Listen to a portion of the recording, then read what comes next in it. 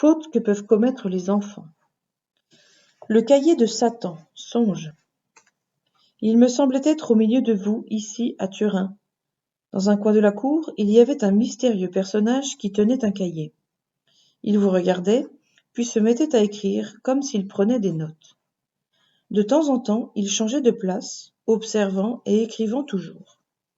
Intrigué par ce manège, je voulais savoir qui était cet étrange visiteur, et surtout ce qu'il écrivait. Je m'avançai donc vers lui, mais dès qu'il m'aperçut, il s'enfuit. Comme j'ai encore de bonnes jambes, je lui courus après, et je parvins à le rejoindre, malgré la grande rapidité avec laquelle il se déplaçait. Le fameux cahier était là. Sans le lui enlever des mains, je me mis à le feuilleter. Sur la page de gauche, il y avait les noms de beaucoup d'entre vous, et sur la page de droite, des dessins représentant toute espèce d'animaux.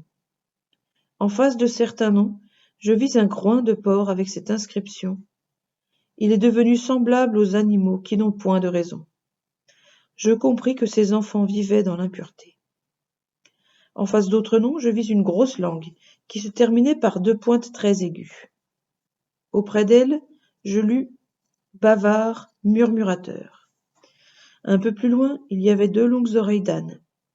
Elles symbolisaient les paresseux, mais aussi les enfants qui ont de mauvaises conversations ou les écoutent volontiers. Il y avait encore plusieurs animaux, entre autres un gros hibou, qui devait représenter l'hypocrisie. Je me tournai alors vers l'inconnu et l'observai attentivement. Il avait lui-même de longues oreilles, un visage aux joues enflammées et des yeux tout injectés de sang. Comme j'achevais de le dévisager, la cloche sonna, appelant les élèves à la chapelle. L'homme au cahier alla se placer près des rangs et continua de nous observer. Il entra même à la chapelle et se posta près de la table sainte. De là, il examinait les assistants et continuait de prendre des notes. Pour moi, je vins me cacher derrière la porte de la sacristie que je laissais entr'ouverte. Après l'élévation, les enfants entonnèrent un cantique au Saint-Sacrement. À cet instant, un fracas épouvantable ébranla les murs de l'église.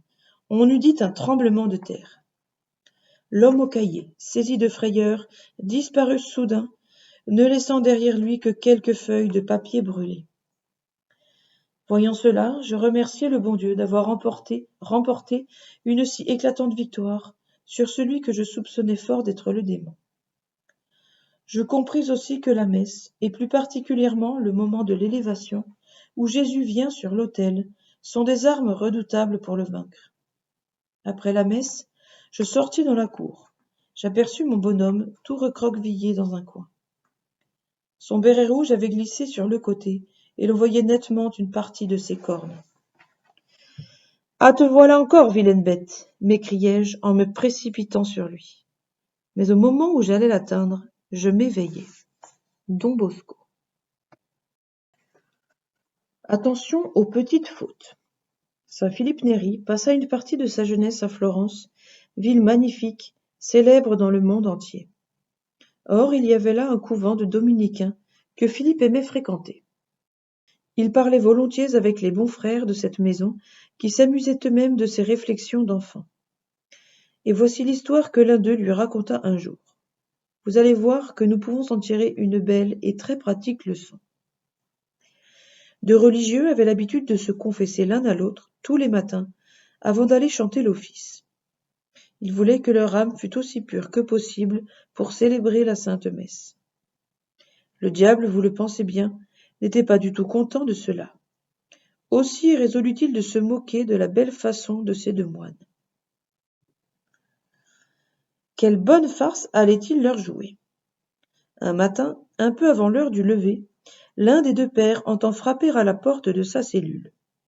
En même temps, une voix rauque lui criait: « Allons, paresseux, c'est le moment de venir te confesser.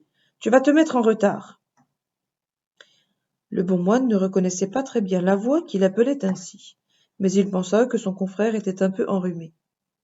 Il se dépêcha de se vêtir, enfila sa robe de bure, puis descendit à la chapelle.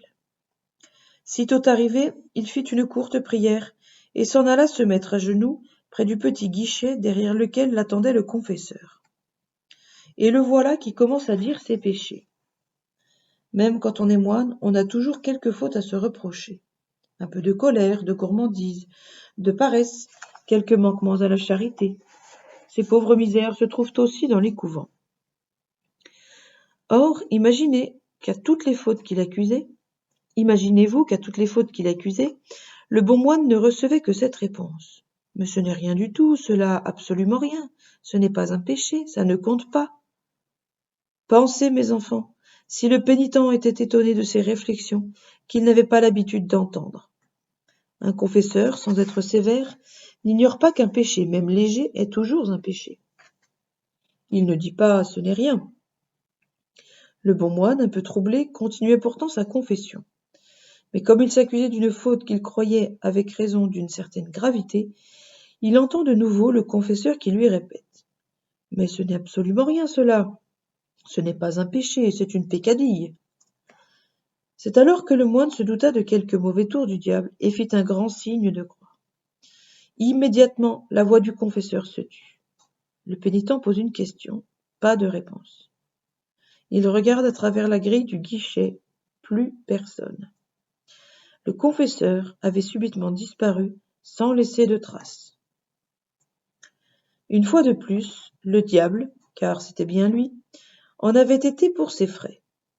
Rappelez-vous, mes enfants, que le mot dont se sert le démon quand il veut nous porter au mal est toujours le même. Ce n'est rien, ce n'est qu'une peccadille. On murmure, on perd son temps, on désobéit, on se laisse aller à de petits manquements, on se permet des pensées, des conversations, des actions plus ou moins honnêtes. Et le diable est toujours là qui nous dit « ce n'est rien qu'un tout petit péché, à quoi bon te gêner ?» Hélas aussi, bien souvent, quand il s'agit de confesser certaines fautes, un peu plus difficiles à dire, la même voix répète « ce n'est rien, à quoi bon t'inquiéter de cela ?» Je ne voudrais pas, mes enfants, que vous deveniez des scrupuleux et que vous regardiez comme grave ce qui ne l'est pas. Toutefois, je vous mets en garde. N'écoutez pas le démon quand il vous dit ce n'est rien. Une faute est toujours une faute, dont il faudra rendre compte un jour à Dieu. Et n'oubliez pas que celui qui se moque des petits manquements peut finir par tomber dans des fautes très graves, et il n'aura peut-être plus le courage de les accuser quand il ira se confesser. Don Bosco.